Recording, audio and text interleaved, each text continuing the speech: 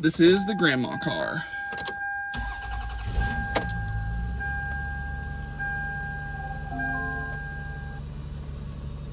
So, all right, so what we've got is 99 Avalon.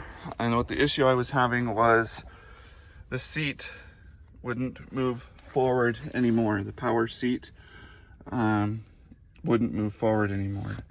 So this is it all taken apart, and I'll kind of show the reassembly here so you can kind of work your way backwards from there. What I ended up having to do was there's a screw here on this bottom cover to get access into there, and it has kind of a little lip that clips back here, so you just kind of loosen it up. There is another screw in the back. I didn't mess with that. I did pull the back cover off the seatbelt reel. I don't know, or I guess it's not the seatbelt reel, it's the airbag booster and everything that's back there. I don't think I needed to do that after all. Then I pulled off this little black skirt that goes on the front of the seat. It goes right here. And what that got me access to was two 12 millimeter, yeah, two 12 millimeter bolts that actually bolt the seat cushion down to the frame.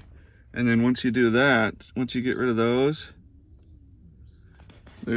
they go one right here, and then the other one's right here, and they bolt down here on the track, here and here. What that does then is that gets you access to up here. Right here is where the controller sits. Right here is where the controller sits. So you put the controller back in there, you run the wiring up here, and it connects right down here.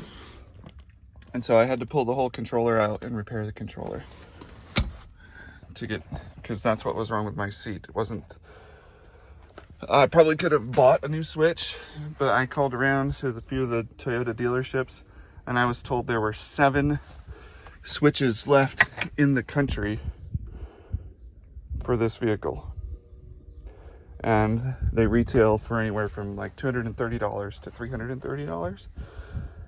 And so I just said, maybe I ought to take it apart and take a look at it. And so that's what I did, and we'll go here to show you what I found, and then we'll come back with the final installation. So since this switch is so expensive, I decided to tear into it a little bit. First had this deal to take off, and then a little rubber boot or dust cover, and then another plastic cover to come off. And the culprit was right here, this middle switch, the forward and backwards. So this would be the front of the car here. And what would happen would be in here, when I push it forward, it doesn't make a contact. When I push it back, it does make contact. Forward, no contact. I'll show you an example. Here are the other ones. And then this one was this says the seat back, recline, upright. This does the seat rear height. This is front height, raise and lower the height of the front of the seat. And then this is actual slide the seat forward and backwards. So I pulled it off. Let's see if it'll zoom in. One of the contactors. There you go, you can see it. Is worn out. Pull this one out for example so you can see it. Both of them are still nice and round at least, but not worn off. Then this one here has one worn off, and wouldn't you know it, it's in the direction when you slide it forward to make contact with the contactor.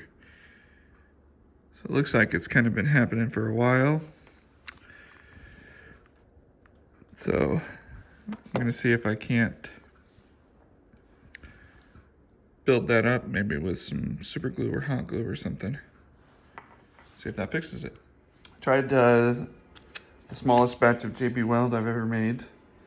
Tried to do that and let it set up overnight 2 nights ago. And then last night I tried putting it back together and it slid back and forth a couple of times, but the JB Weld broke off. So then I tried super glue. I built that up overnight and it's this morning, and it has built it up just enough to where I think it'll work. And I had to trim it a little bit to make sure, because that thing was spring loaded, so the little white thing would slide up and down as it moved across the contactors. So I got that going, but what I ended up doing was I ended up swapping these two. So this one in the middle was the one that was over here, the front seat front up and down. I figured that one gets used the least. And so the forward and back one gets used the most. So the former broken one is now in the seat bottom up and down, and it's working. You get a good contact both ways, and then it's working like it should. Or here, hard to do one-handed. You hear the good clicks, so that's what we want. That's what it wasn't doing before, so should be in business. Okay, working on the install here.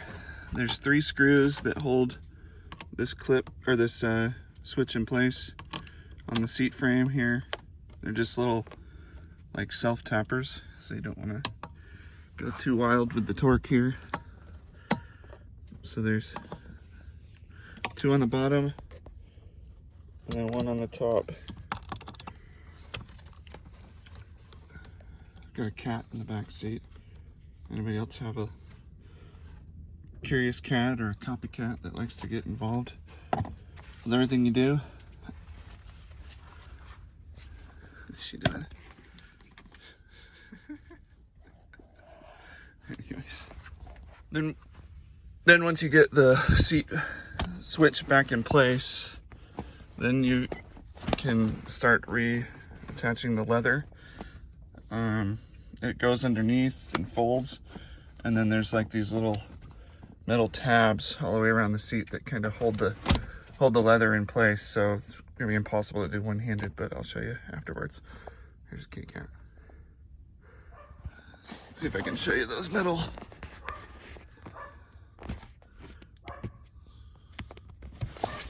This one right here. Right here. Right here. That's what holds the leather in place.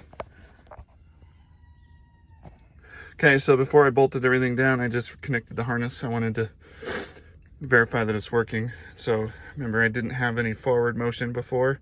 So there's back, forward. Got my seat function back.